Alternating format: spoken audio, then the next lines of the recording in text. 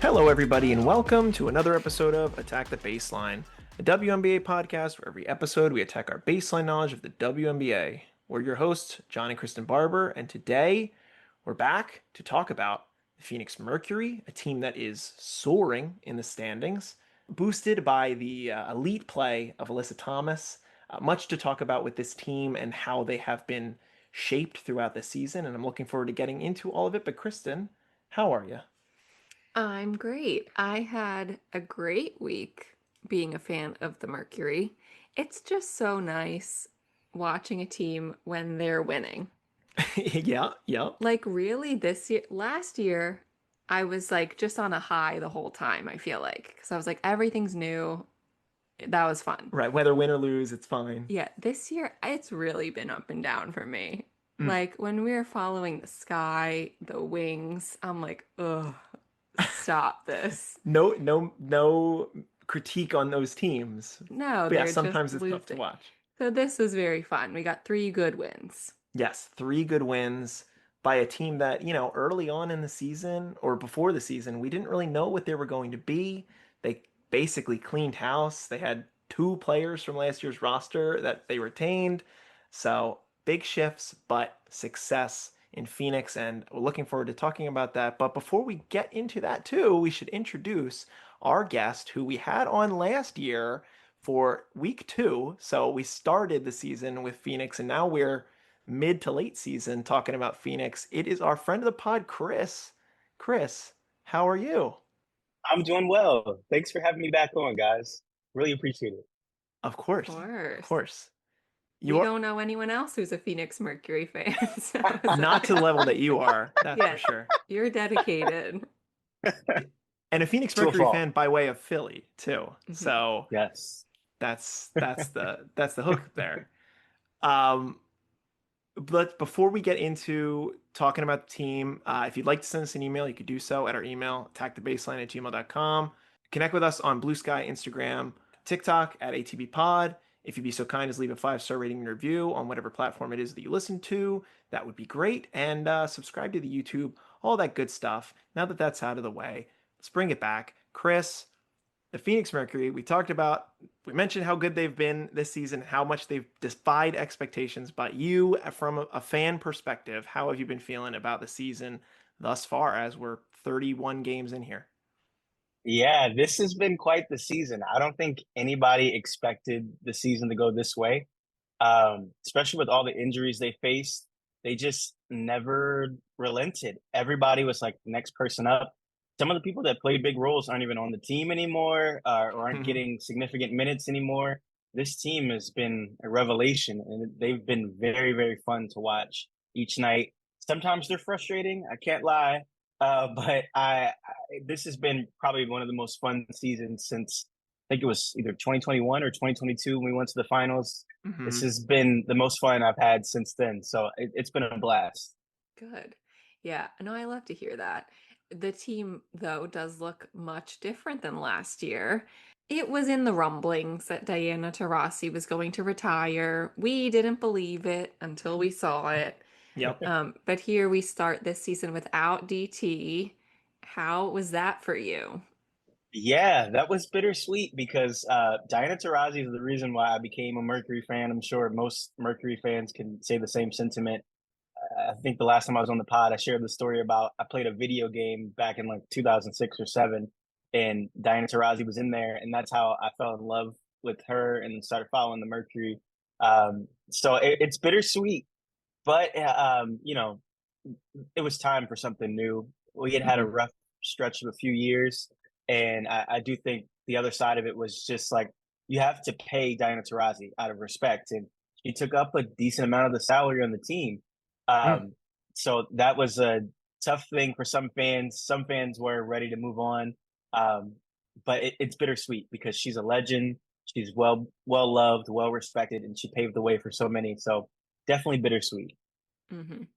Yeah, yeah, and right, to be that player she was so ball dominant even in her last year with the team when she's playing into her 40s. I can't imagine for following this team for as many years as you have to have to kind of hit the reset button.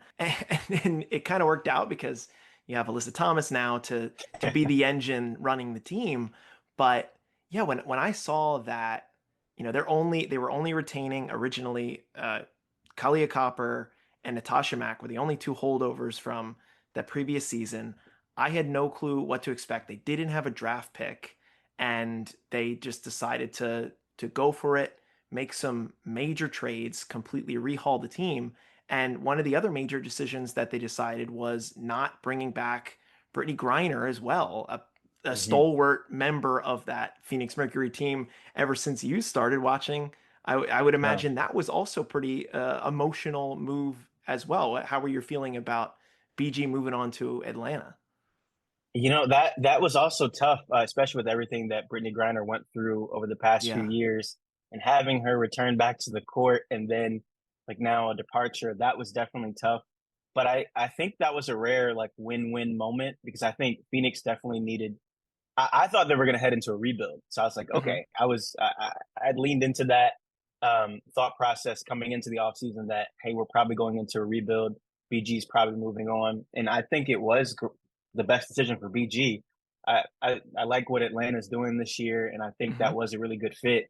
And they just played each other on Sunday, and you can see the size that Atlanta could throw at any team. So there's a reason why they're high up in the standings. So it was a rare win-win, but another bittersweet moment there.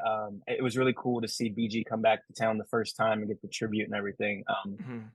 But yeah, it's definitely it's a brand new Mercury team in town. Yeah. Hmm.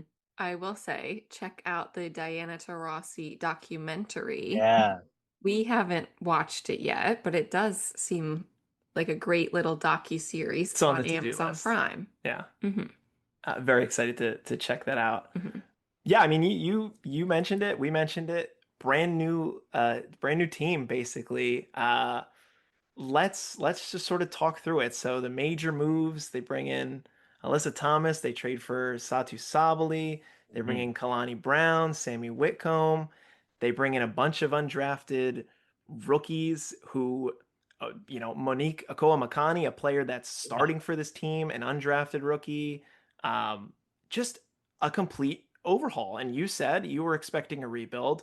I wondered if it was going to be intentional, if they were going to rebuild, because Alyssa Thomas, such a good player. I remember saying a couple months ago that I believe Alyssa Thomas is like the best floor raiser player in the league, and she absolutely shows that with the fact that this team has already won as many games as they did last year in the yeah. entire season through 31 games. They're 19 and 12, Hmm. and they have 13 to play. They're going to way outperform how they were last year. But like, just I'll let you go from a high level perspective. Like, what have you liked about some of these new players? Like, what have you been feeling about this roster? Yeah, well, first thing I want to start with the role players you mentioned. We have a lot of like some older rookies that came in. I want to shout Yeah, out Kat Westbeld. They yeah. call her Big Purr.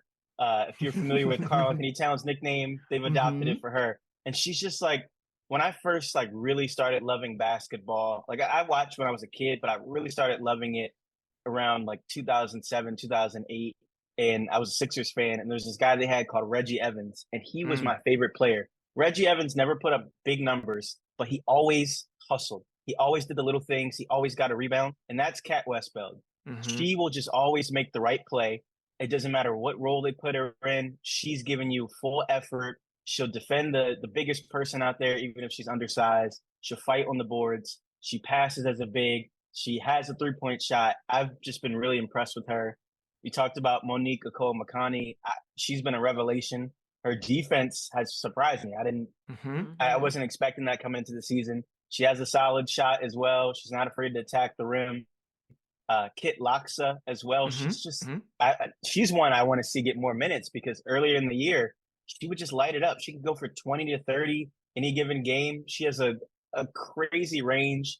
Yeah. And then Lexi Held before the injury, she was on Hmm. fire as well. So these players have just come out of nowhere and played really well. We've had Hmm. some other people come and go. It's really sad to see Megan McConnell get hurt Yeah. and not get to stick it out. But it's been a testament to coaching, but also to these players as well. That I know Kat Westfeld, I think, stepped away from the game for a little bit, and to just come back and you get your first chance in the WNBA and you nail it is Yeah. really impressive. So Mhm. I got to give a shout out to the supporting cast because I don't think they get enough love nationally. Hmm. So I have to Mhm. give them a shout out first. But getting to watch Satu Sabali every night has been incredible. Yeah. I know like the focus has more been on AT and rightfully so. I think the AT for MVP campaign needs more steam because the Mm. engine's having a great season. But Mhm. Satu's been having a heck of a season too, and she started off like on fire, been a little up and down. My only thing with Satu is I need her to play as big as she is because Yeah. if she when she realizes that she's as big as she is, she's unstoppable. Mm. But it's been great. And then having Ka Copper back in the fold, working back into form. I don't think we've seen the best version of this team yet. I think Hmm. they need to figure out how to play all these players together. And we've seen some growing pains since the All Star break. But I've been really impressed with the team they put together. I've been pleasantly surprised because I didn't know how this was going to go. I thought they were going to be very top heavy, but Right. this has been a Mhm. balanced team. Yeah. Yes. Yeah, we listened briefly to our preseason pod before this, and we we were saying like they have some incredible talent, obviously Satu and AT and Ka. And then the rest of the team really was we didn't know. Hmm. It was all Yeah, these names of undrafted rookies and we hadn't seen them before and or other players that other teams had passed up on. So it really was like this could go so many ways. We don't know. Hmm. And I agree with you. Like these rookies and the supporting cast, they started this year so good. Hmm. And yeah, unfortunately have gotten some less minutes recently with the addition of Dewana Bonner and Ka coming back from injury. But they really set this team like on the right track when they could have started way down Hmm. and yeah, had to have come back up through the standings. But they were in second place for Yeah. the beginning of the year. Mhm. So really like huge props to them, huge props to like the scouts of the Mercury. I don't Yeah. know. Like Yeah. yeah, if you come into this draft this season with zero draft picks and you just lost your whole team. Hmm. Like, well, yeah, we'll just rebuild. That's the easy thing to do. But they did not want to do that. And they found the players that they knew would be good. And it's really paying off. Yeah. I think just thinking about these undrafted players, like Kit Laxa was drafted in 2020, didn't pan out the start of her career. She didn't get a chance to play until 2025, until this season. Um, Kat Westbeld, an older player who, as Chris mentioned, took time away. But I think they were really smart in getting these more experienced, like older players, just like more life experience. I Mhm. was just expecting them to take whoever was the potential, hot college player that was just had a good tournament that didn't get drafted. yeah, There was Tamira Pondexter, like she had a shot to make this team, ultimately didn't make the team. Like that was what I was expecting them to do, and I was expecting those players to be, bouncing in and out of the team. But all of these players found their role pretty early on and proved that they can play, and they've had their moments where they hit a wall, but like that's kind of be to be expected because there wasn't a lot of tape of them, and they come out playing really well, and the teams sort of adjust and figure out how to play, how to defend them better. But now I kind of feel like they're starting to surge again. Like I didn't even think about before this week how much I enjoyed watching specifically Kat Westbeld very early on in the season. yeah, And she really, like you said, is a player that can kind of do it all and be this perfect reserve for them. There was a fun moment this week while we were watching. She got to play against her sister, Maddie Westbeld, who was drafted this season, and her, she was undrafted. So there's an interesting dynamic there. But yeah, like when we talk about the stars on this team, Satu was a player that I had a huge question mark about when they made that trade. Like we had seen her in Unrivaled. She didn't play particularly well in that format. She had been hurt for the time that we saw her in Dallas and she had just come back at the end Mhm. of the year. I didn't know what she was going to give you, but she's basically, beside Alyssa Thomas is the MVP, but Satu's the leading scorer on the team. And Yep. she she can get a shot from anywhere. I do agree with your point about like if she plays to her size, then we will see a better version of this team. And the fact that they're already near the top of the table means to me like what is the if is the best version of this team, one of the two best teams in the league. Like can they Mhm. make a legitimate finals run? Do you feel like that is what we're could potentially see, or do you kind of feel like a little like a semifinal? Like where do you kind of see them topping out this season? That's a good question. I do think they have a chance to go as far, as far as anybody. If they face Atlanta again, I think that's the hump they really need to get over. Hmm. It's just something about Atlanta's kind of had their number this year, and the last game was very close. And the Mercury did not play well at all. They didn't shoot well, and they still should have won that game Yeah. on Sunday. So I think there's something there. Atlanta is now dealing with some pretty serious injuries. I Mm-hmm. think two in the same game, if I'm not mistaken. So I think that's the team that they really need to get over the hump with. But of course, the Liberty and the Lynx are kind of like the class of the WNBA. But I do think they could hang with both of those teams. Do I think they could beat them in a series? I don't know if I'm betting money on it, but I think they have a chance. I think there's a reason why they're in that top four, top five range. So I do think they have a puncher's chance, much better chance than they did in the past few years. But Yeah. I don't know if I'm putting money on it just yet. I got to see how they stick the landing these last 10 games. And then there was a Phoenix Mercury pod, and somebody said, and I love this. They said the real season starts when the regular season ends. So we'll see what this Sure. team is when the actual season ends.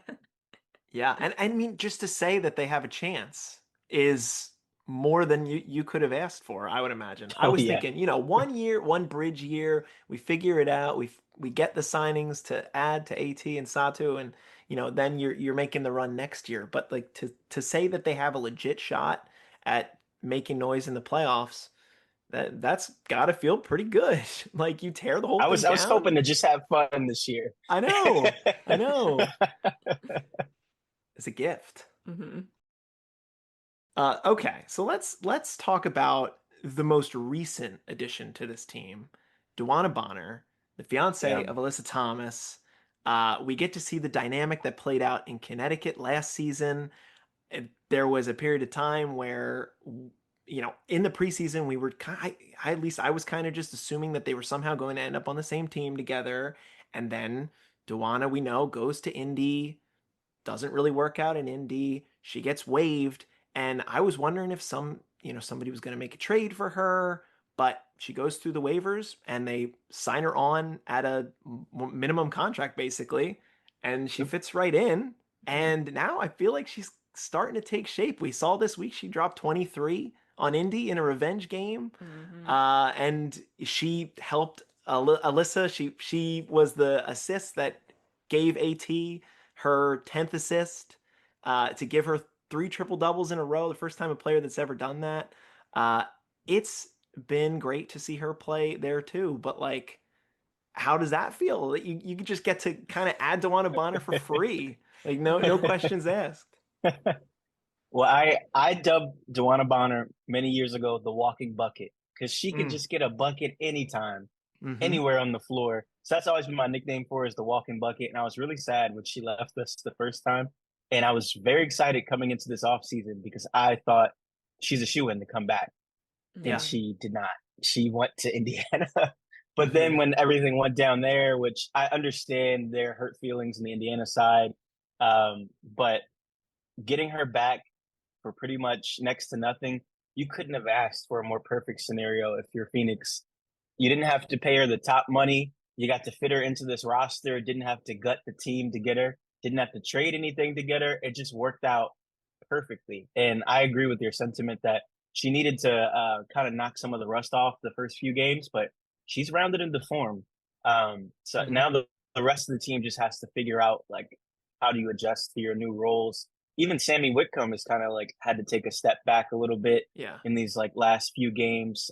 So I guess everybody has to be ready when their number's called because you can only play certain number of players in the postseason, but having her, you rather have her on your team than not have her on your team. And DeWanna Bonner still is the walking bucket. So it's been a pleasure to watch her. Yeah, yeah. I totally agree that I thought she would have come to this team in the off season. So it was a huge bummer that she didn't. And then when it's announced that she is signing with the Mercury, I was kind of nervous because the team had been doing so well to start the season, and now you bring in someone who is an all-star, amazing, great player that now like you have to fit into this team. And it must have been hard for the players who had started previously and who had just been playing so well, and now they have to take a little bit of a step back. Yeah.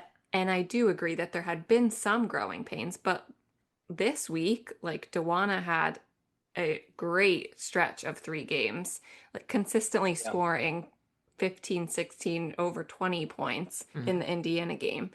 Um, so, the team as a whole started super strong. I think they were 12-4. Before this week, they were on a little bit of a losing streak. They went 2-5, but this week now has, I think, just propelled them. And I think they really have figured it out. And I think the team as a whole, they just have so much chemistry together. Everyone, not just AT and Dewana, who of course they do. They've played together. They're in a relationship. But like I had just noticed going back to Satu, like how Satu plays with Sammy Whitcomb, like just so well. Sammy just like is so good at finding openings and running through people. So I love Sammy Whitcomb. I love her as an addition to this team, just as an aside. But I now seeing it with Dewana, it's amazing. I love that they got her. Yeah. And I think Dewana was saying, I either want to go to Phoenix or Atlanta. Uh-huh. And I'm glad that she came here. Yeah. And she's a perfect, like, she can play the 4, the 5, she could play the 3 sometime if they want to be all big, but like she's just a perfectly flexible player, Dewana is.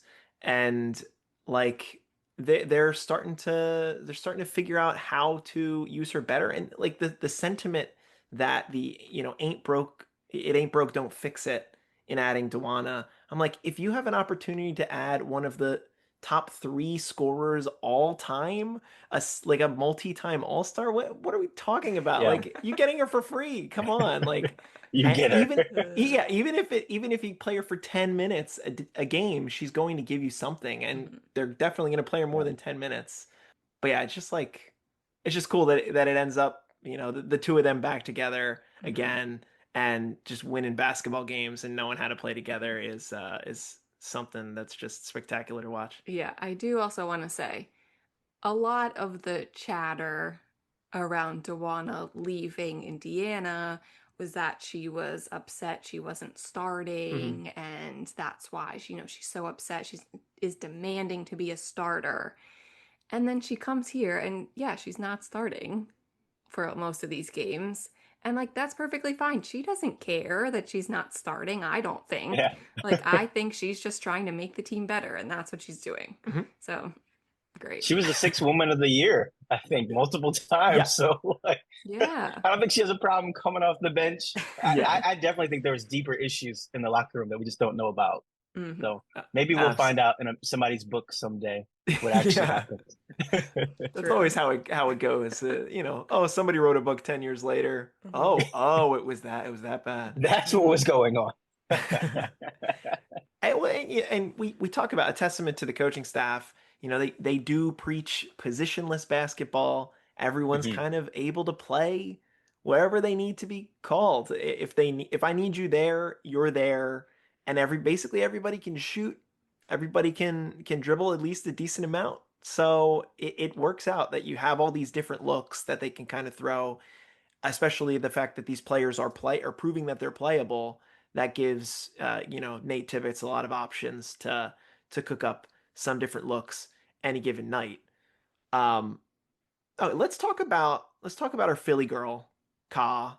Like you said, Chris, she's still rounding into form. Last year she was the leading scorer on that team, 21 points. She's down, averaging around 15 this year. Obviously, she had that injury to start the season, but like we know you're a fan of Ka, we're a fan of Ka. Hopefully, someday Ka is playing here Yes. when we have a team because you know she's gonna want to do that. But how do you feel like she's handled the major shakeup? Because now it's like she's not necessarily the top of the totem pole here. Yeah, I think it just shows how much of a true professional Ka is because not trying to disparage anyone, but in the NBA as well, you just see people want touches. People want to Yeah. have the ball. People like to have it in their hand. People like to score and to be selfless, to allow other people to still be great. I think is a testament to Cotton that she still is able to, do the things that she does and she's not forcing it. I guess if they're down late in a game, I've seen her and Satu kind of force some a little bit to try to generate things for the team, but they kind of just let things flow and they let, AT be AT and, let a lot of the players do what they do. I've been impressed. Like I don't think we've seen I said we haven't seen the best from the Mercury, but I don't think we've seen the best from Ka either. Kind of like in the Olympics last year, I don't think Ka really had like the greatest Olympics out of anybody there. But when they really needed Ka Copper, they got Ka Copper, and I don't think they win the gold medal without Ka being Ka, Totally. in the biggest moments. So that's why you have her here, and she's amazing. And we're gonna see her again in the biggest moments this time for Phoenix and not for Chicago. She Yeah. burned us before, so hopefully It'll be we different. can get it reverse. So I'm excited to see how this postseason does go. I hope we can at least stay healthy so that we can actually have like a fighting chance this time around. Yeah. Yeah, get the injuries out early. I think they've done that. Yes. I think we're good. Yes. Yes. Yeah. Ka, she's top 10 in 3-point percentage. She's well over 40%. She's been shooting the ball really Yeah. well recently. So, like, if she really is rounding into form, she's only going to make this team more dangerous. We know the player that she can be at her best. So, just having that to rely on a given night is certainly a positive, something that you would want to have on your team. Do you want to talk about the games? I particularly want to talk about the Indiana Fever game Okay, let's talk about that one. because that was a very important game. I think they had to win this game against the Fever. Yeah. I think they must have been at least very close to being tied in the standings because right now with their win, the Mercury are fourth, the Fever are fifth. So I think they had to win, must win. Yes. And they did. They came out so strong in this game. They were really leading the entire time, but you never know with the Fever. Like the Fever have been just crazy fast. They're crazy good in transition. You never know what you're going to get with the Fever. So even when they were up 20, they're still playing like it's a tied game. And I just loved that energy. It was so good, especially someone we haven't mentioned is Natasha Mack. Yeah. Natasha Mack played incredible defense on Aaliyah Boston the whole game, shutting Aaliyah out for at least the whole third quarter. Long stretches. Long stretches. She had no points when Aaliyah is typically, at least at this point without Caitlin, like one of the top two scorers on the team. So such good defense, really from everyone, but particularly Natasha Mack. And then we see Alyssa Thomas get her third consecutive triple-double. Never happened before. It was so funny because in the game beforehand, they're like, oh, two triple-doubles in a row. No one's ever done that except Alyssa Thomas. Right. A couple times. Yeah. And now it's like, now she is the only one. This is the only time. Yeah. 3 triple-doubles. So cool.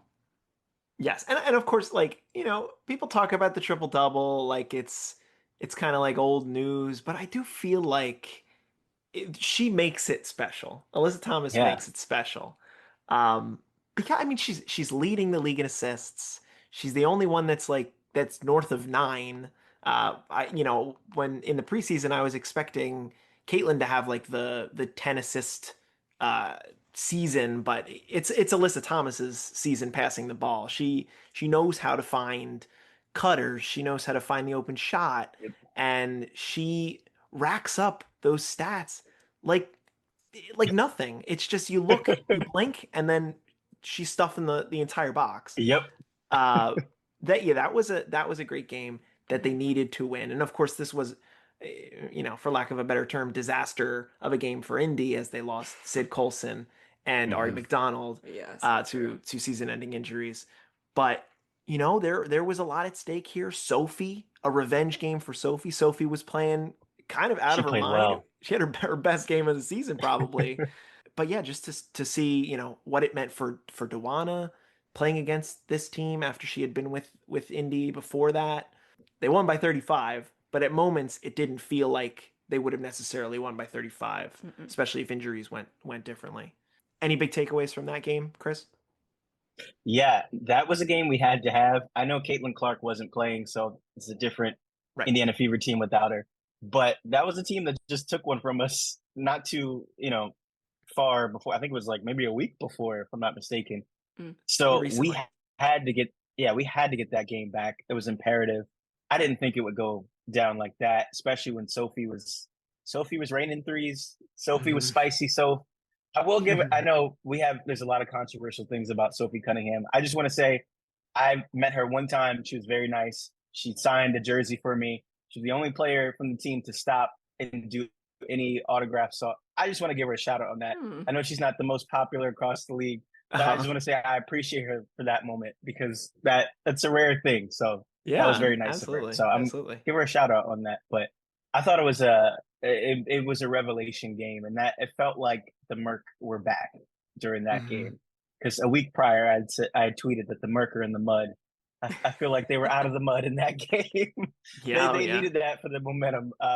But you did touch on it with the two injuries. But Sydney Colson it's Ugh. just a huge blow. She's just so popular in the league. Everybody loves Sydney Colson. Yeah. Beyond just being the funniest person in the league, she's just Mhm. such a joy of a human, and I always have liked watching her play. The Yeah. Aces were kind of like my pseudo second team for so many years before they started winning championships, and she was just always like a bright spot on that team. So just giving her a shout out, hoping for a speedy recovery. Mm. Mhm. But all in all, that was a revelation game for the Merc, and I think they kind of needed to get that off of their back with the Fever. Wish they could have done the same with Atlanta, but on to the next game. Yeah. Yeah. Mhm. Let me see. Some of my favorite moments from this game. I did already mention it, but like watching AT, there are a couple minutes to go in the fourth quarter, and the announcers are saying, she only needs one more assist. She's at the top of the key. She finds Dewana in the corner, knocks down Yep. the triple, and then just points at her. And like she has such an infectious smile. When you see her smile, whether she's like actually sometimes she's just like kind of smiling and laughing at Yep. the opponent just because like I feel like she knows how to get into people's heads. Like He does. she's so tough, but also she plays like that. I love to see it. And they had so many good shots of her after she got that last assist to get that triple double. That like it's history. So it's cool to have like the to show that in the moment where it's like history. Dewana, they were up by a certain amount of points. She hit a shot and she did like the airplane motion down the court, reminding me of Joel Embiid when he Oh Lord. when he made that dunk and he hit the airplane. I was like, oh, I wrote it down with some crying faces. Oh, that Games was before special. disaster. Yeah, moments before disaster. Uh, Dewana almost hit a shot from three-quarter court. That was Oh pretty yeah. crazy. And Yeah. Natasha Howard hit a half-court shot in this game. Mhm. So, it was a good one, and yeah, definitely a sign that the Merc are out the mud, as you would say. Trending. So, trending in the right I direction. Mhm. I forgot to mention one thing. Kristen, you shouted out Natasha Mack. Yeah. I forgot the Mack truck in Phoenix. They do a honk honk because she's the Mack truck coming Oh, down. She's had a Yes. like really solid season she since has. coming back from injury, and I've been really impressed. Even when like she's outmatched as far as size goes, again fearless. So honk Uh-huh. honk to the Mac truck, giving it Honk to you. honk to the Mac truck. Yeah, Love that. I'll echo that too. I didn't even say that we talked about how this team has such good chemistry, and which is surprising considering that It a lot of is. them never played together. Uh-huh. But like Natasha Mack finds Satu so often on like a backdoor cut.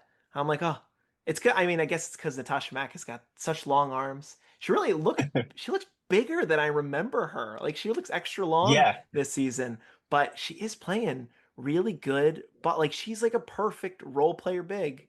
And Hmm. I've definitely was appreciating her game this season on both sides of the ball. So Mhm. shout out to the Mac truck indeed.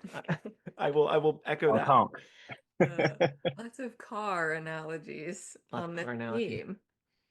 Let's talk about so this wasn't one of the games that we watched this week, but you did have the opportunity in a game a couple weeks ago to see Phoenix in Washington against the Mystics.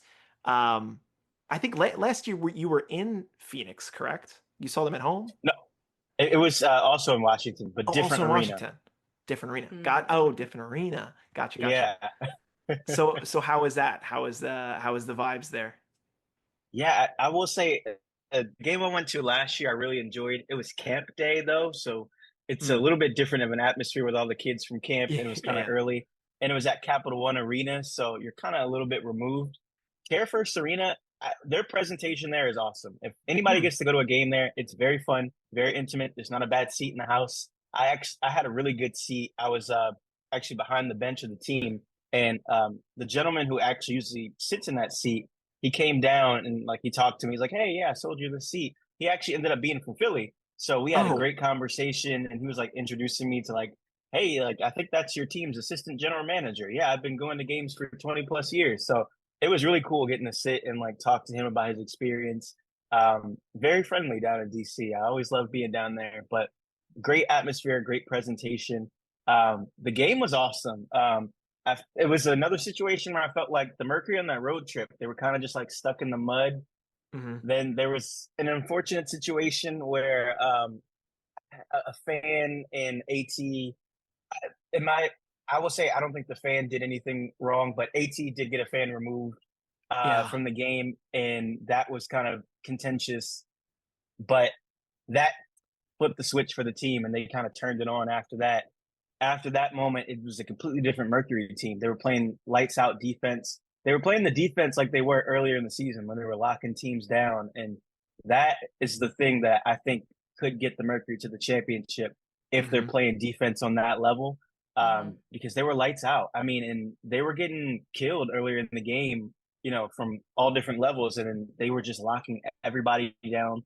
Everybody stepped up no matter who was in the game. And I think that is what's going to carry the Phoenix Mercury to the promised land. But it was really cool getting to see them up close and personal, to kind of catch the vibe of the team. I think they really Hmm. respond really well to Nate Tibbetts just as a coach. The Hmm. staff was like pretty loose with all the players throughout the game, even during tense moments, which I really enjoyed. And Mhm. I know we talked about AT smile, but Sammy Whitcomb has a smile Hmm. that it just radiates, and she just plays the game with that smile. And there's something about it that I think is really helpful for the team, especially when there's Yeah. those moments where they're kind of struggling. She just always seems to, if there's a play, she's letting off a smile, and it kind of like eases that tension. So that Calms it was down. pretty cool to get to see them up close and personal. I was very impressed.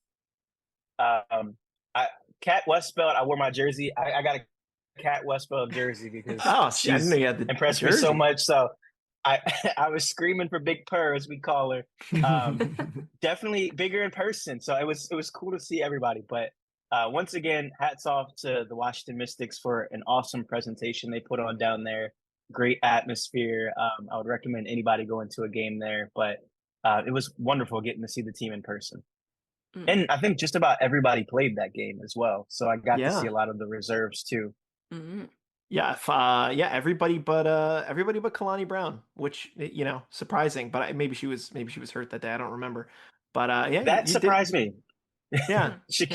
Yeah. Shakira Austin, I believe, from Washington was playing really well, and I thought they Yeah. would switch to Kalani Brown, but they didn't, and they found a way to shut her down. But I was surprised she didn't get more minutes Mhm. Yeah. or any. Huh? Or any. Yeah, they figured it out. Uh, It's cool. I still don't know how Kristen and I haven't gotten down to a game there I in know, we have Washington. to. I think that's like the place. Either it's been either Washington or New York. I think Washington is yeah, I would like to see that, especially with, Sonia and Kiki. Hmm. We're fans of their games, so we're due. And We should get down there. you gotta support Lucy Olson too. She's a Lucy local Olsen girl. too. Yep. She's Yep. Yes. she's related to one of my friends who actually went to UD with us. So I had Oh, to shout out Lucy at the game, give her some props, even though I was rooting for the other team. But yeah, gotta shout out the local girl. Dang. oh, amazing. Shout out to Lucy. Well, we can talk about that. Let's talk about Philadelphia getting a team in 2030. 2030. Chris, you said last season that when the Philly team comes around, because we sort of talked about this topic, you said, I'll be ready to drop the Mercury uh like it's hot and head over. You've got 4+ years now before Philadelphia's gonna be playing in the Yep. W. So you got a shot at getting, one more or a couple more Mercury championships on the Hmm. way out. But how are you feeling about that? That's crazy news for all of us. I'm sure you are over the moon. I'm ecstatic. I've wanted this for so long. I've been beating the drum on this for years, Yeah, especially buddy. on Twitter. I found a tweet from like 2016 of me like asking for a Philly WNBA team. So this is a long time coming. Phoenix, it's been an amazing ride to just be a part of this. The X Factor is phenomenal, but T minus 5 years. So Phillies, we're on the way. I'm excited. Don't know what the name of the team is going to be yet. I'm still plugging the Philly sound, but Yes. I'm open to suggestions. I'm just happy that we're having a team. This is just a revelation. Philly has such a rich basketball history, men and women's basketball, high Hmm. school basketball especially. Um, and so it's cool that we're finally getting to complete that by having a WNBA team in town. So I'm excited. I hope that the city, shows up like we do and rallies behind the team. And I hope that we can have like a start like Golden State is having where, Yeah. they've been pretty impressive. Hmm. They've been a lot better than I think anybody thought they would be. So, and hopefully we get some hometown people, even if they are on the end of their career to, just be a part of that inaugural season. I think that would be amazing. But Hmm.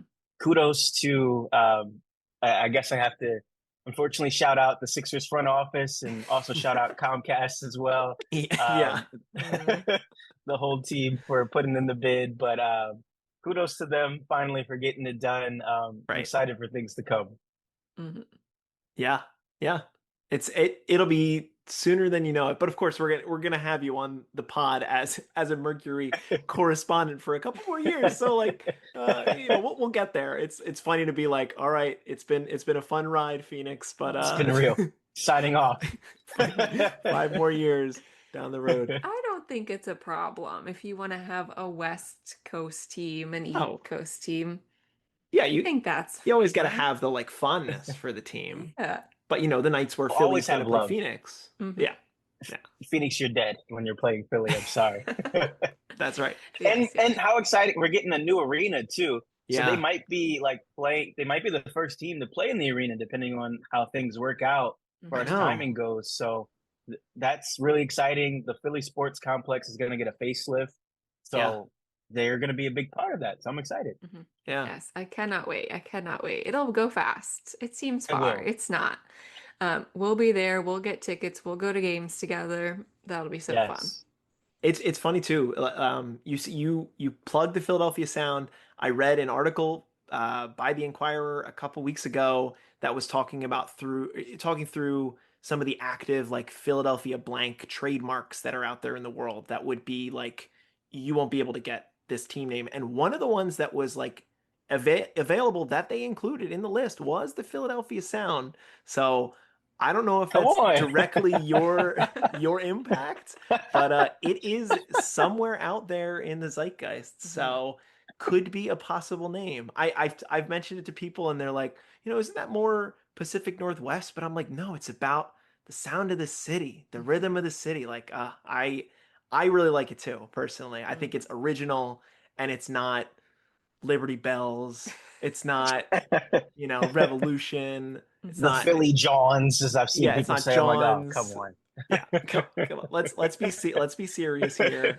Pick something creative and cool, Mhm. and that's a good one. There was a guy years ago, and he must have deleted his account on Twitter, but he was the one that came up with the idea of the Philly sound, and he had a whole mock-up for jerseys, Oh yeah, and they yeah. were like Spectrum themed jerseys. And I wish I would have saved that concept, but I wish his account was still up. But that's where I got the idea from, and I thought it was brilliant. The sound of Philadelphia is like a huge part of the Black history of the city, Yeah. musical history. I mean, um, like Gamble and Huff, like all those guys, they work with artists like the Jackson Five, like Mhm. big time artists. So it's just a huge part of the city's history, and I think it would be just a cool thing to kind of like weave all those like things together. I think we have enough Freedom, Liberty Bell. Yeah, We have yeah, the Sixers already. We have the Mhm. Eagles. The bald eagle kind of thing. Like I yeah. think it's time for something a little fresh. Mhm. Completely agree. Yes, yes, yes. And the W's good. The W's good at that. The W's good at freshness. So I feel confident that we're Mhm. gonna get a good name here and a good color scheme and all that good stuff. But Mhm. it's Please, a gonna good be color scheme. I know. absolutely good. I can't do a red, white, and blue No, again. no, no more red, white, and blue. Josh I, Harris, please listen to us. yes, Yeah. please listen to us, Josh. Come on, you can do it. You can do it. Well, we're gonna start to wrap it up here. But Chris, anything else on the Mercury that we didn't touch on in the show that you wanted to throw in here at the end? I just want to give just a shout out to just the Mercury fans. Like I think the X Yeah. Factor just for years have always shown up to support the team, and whether good or bad, they're there at the games. I can't wait to experience that in person for once. But one of my friends has been a season ticket holder for years, actually two of them for years there, and how they describe the atmosphere is amazing. Getting to watch it on League Pass every other night is phenomenal. Hmm. So I just want to shout out the Phoenix Mercury fans. The W has great fan bases, but I think Phoenix is just one of a kind. I don't even when I watch Suns games, I don't even see the fans like that. So Mm. it's pretty cool. I think they have a unique base. Um, that whole area, Phoenix, Tempe sports. I've gotten a great fondness of them through the Phoenix Mercury. So Mhm. that's how I'd want to part from this is shouting out the fans because the team can't Yes, do it without them. for Yeah. sure. Yeah, and we love their little song, their little chant. Oh, John and I have just been saying "Mighty Mercury" oh, it's constantly back and all forth, week. back and forth. Yeah. It was stuck in my head all week, all Uh-huh. week. We love it. Nah, yeah, I completely agree. Great fan base. I love the flag bearers running by every time a Yes. player hits a three. That's got to be an exhausting job, especially this season because they are all killing it from beyond. But yes, definitely a great fan base. And every time I see Phoenix Suns promo, knowing how basically in the mud the Phoenix Suns are, and how I don't even know how many fans are going to be showing up to those games, it really is like the Mercury right now are the class of the city, and that's a pretty exciting thing. So wishing this team all the best down the stretch. Looking forward to seeing how they perform in the playoffs with their superstars and their role players. Um, if you would like to reach out to the show, you can do so at our email, attackthebaseline@gmail.com. Connect with us on Bluesky, Instagram, TikTok at ATBPod. Leave a 5-star rating and review on whatever platform it is that you listen. Subscribe to YouTube and do all that good stuff. Kristen, we're going to be back next week talking about the Seattle Storm. So that is going to be interesting because they've been on a pretty tough skid. But maybe now that we're going to watch them, maybe they'll have 3 wins in a row, and it'll Mm. be interesting. A new look team from recent trades there too. So excited to get into that. But Chris, thank you so much for joining us again and delivering your ball knowledge. You know so much about this team. You really do. I love the Merc. AT for MVP. Yes. Yeah, it's. I even said it in the It's car the other day. possible. It's possible if he is out for longer, Hmm. could be on the table. Hmm. But yes, thank you again for joining us. Looking forward to having you on again in the future. Yes. And yeah, and Kristen, I'm staring at the baseline. What are we going to do? Attack it. Attack the baseline. Thank you so much for listening, and we'll be back next week with the Seattle Storm.